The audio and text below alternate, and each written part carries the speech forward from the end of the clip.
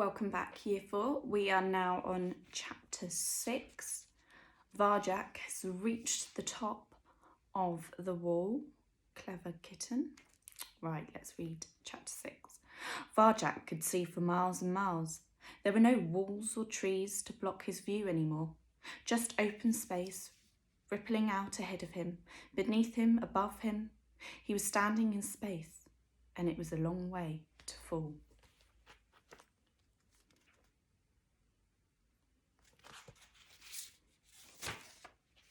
He peered down the inside of the wall. He could see nothing through the trees. The gentleman's cat and elder paw were hidden by the tangled net of branches. There was no way back. He was truly on his own. Had he done the right thing? Should he have helped his grandfather? He couldn't get that picture out of his mind. The elder paw, limp and broken toy. Tremors were coming up from somewhere deep within him, racking him open. Varjak blocked them, stopped them, pushed them back down. The elder paw knew what he was doing. He'd planned it. He was willing to lay down his life so Varjak could have a chance to go outside and find the dog. All he could do now was go on. But where? Ahead of him was a sea of lights stretching far away into the darkness. Varjak couldn't tell what they were or where they led. He looked up. Another sea of lights. The moon, the stars, cold and distant. They made him giddy in the pit of his stomach, so dizzy that he could almost feel the wall slip out from underneath him. He closed his eyes and counted to 10.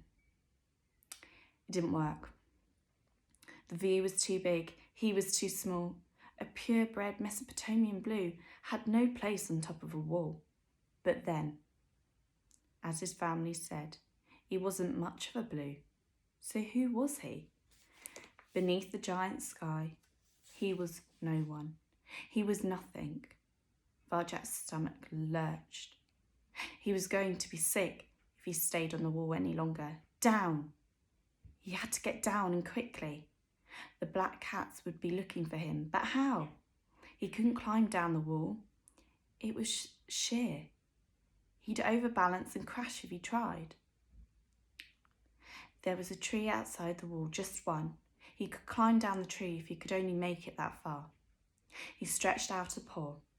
His pad zipped on the wet moss that cloaked the stone.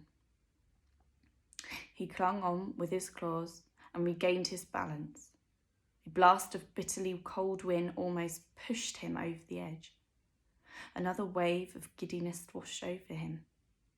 The wind seemed to taunt him with its song. Too high it sang, too high too soon. Varjak tried to shut it out, but the song was everywhere. You've gone too high too soon. You'll never make it to that tree. He ignored it, positioned his tail for extra balance, and took another step along the mossy stone.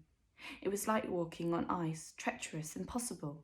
In his mind, he saw himself slip, slide, skid off that wall, smashed to pieces on the ground. He shuddered. Think of something else, he told himself. Think of the way. What was it? Slow time, moving circles, slow walking. Varjak staggered towards the tree. Too high, whistled the wind. Slow time, he yelled back. He wasn't going to let the wind beat him. Moving circles, he wasn't going to let the wall beat him. Shadow walking, because he was Varjak Paw, and he knew the way. Varjak walked the wall like he'd been walking walls all his life.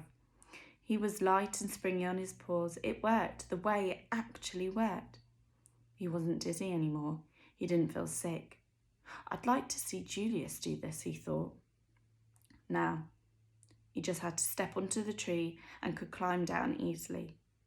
He'd done the hard part. Varjak grinned and pounced onto the nearest branch. Crack! Falling didn't test it. Stupid! The wind whipped into his face as he fell towards the ground. He closed his eyes and everything went black.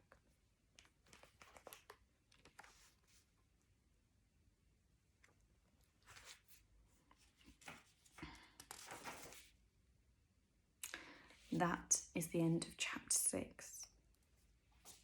Do we think Varjak is still alive? We'll have to wait and find out in chapter 7.